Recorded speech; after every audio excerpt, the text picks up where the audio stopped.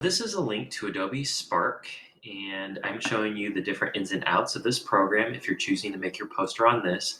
If you have your cardboard poster, your trifold, I would definitely make it on that. But I know a lot of you indicated that you had printers that did not work or were not reliable. If that's the case, then make this online. But it's up to you. I do need those trifold poster boards back if you're not planning on using it. So the first thing you're going to do is you're going to log in using your CCS account. And this might look a little different to you. You might get this option. You're going to use your school account, but I'm not, again, quite sure if you're going to get that or not.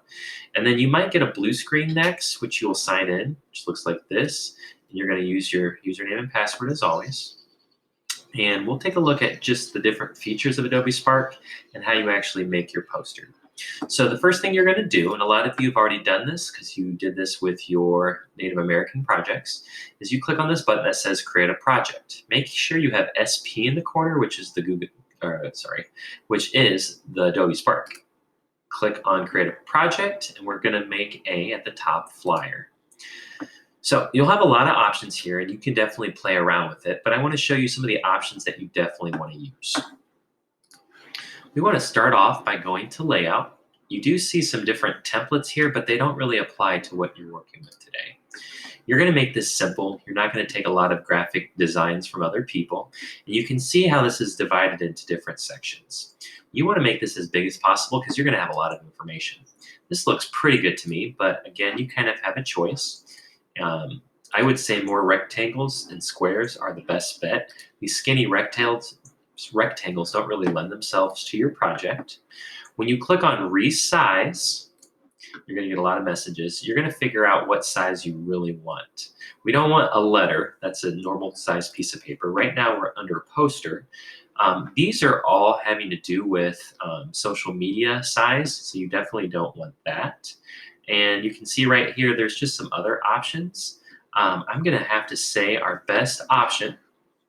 Your best option is to make this as big as possible. So you can see right here where it says custom. The largest you can get, I can try 28. It's not going to let me. I'm going to make this 20 inches wide and 20 inches as height, and I made it inches rather than px or millimeters. So this is the size that you get. Okay.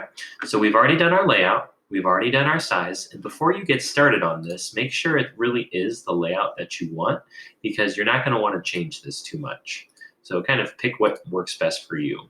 Okay, so let's just say I did this size right here. This gives me some options.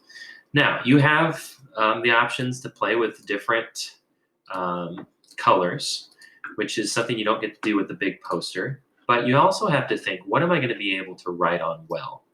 Because if I have something like, let's say this color, and I try to write on this, it's, number one, these colors might not be very eye appealing. You have to think, what's going to appeal to the eye of the person who's looking at this, who's going to want to continue reading it. You can see we have decorative, which might not be what you necessarily want to do. We have modern. We have very bold. We have very elegant. We have different color choices. Again, I'm going to let you kind of choose, but you don't want to do something that is so bright that it's just going to detract. Now, if you have a professional basketball player or someone who is known for certain colors, so if you're Larry Bird, who played for the Celtics, you might want to choose a series of greens, which are the colors of his team. So I'm going to choose something, let's say, I don't know, just something that's a little bit lighter. I'm going to try that. So I've done my size, my layout, my colors, and now I'm going to move on to design. Okay, I misspoke with that. We're not going to go to design. What we also have the option of in layout is to increase the margin for border. You don't want something small like this, but it might be nice to have kind of a border between those.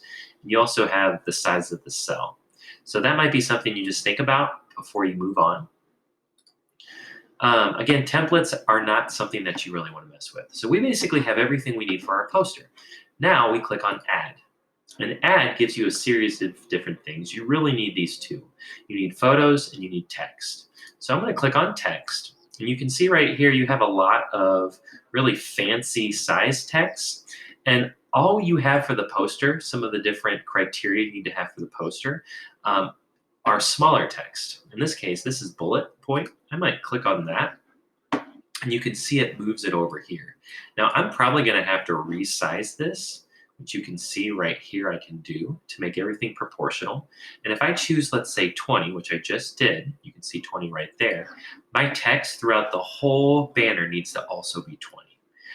Because we don't want to have different size fonts, different types of fonts, different size fonts everywhere. We want something that's nice and neat, and part of your grade, even if it's on computer, needs to be about neatness.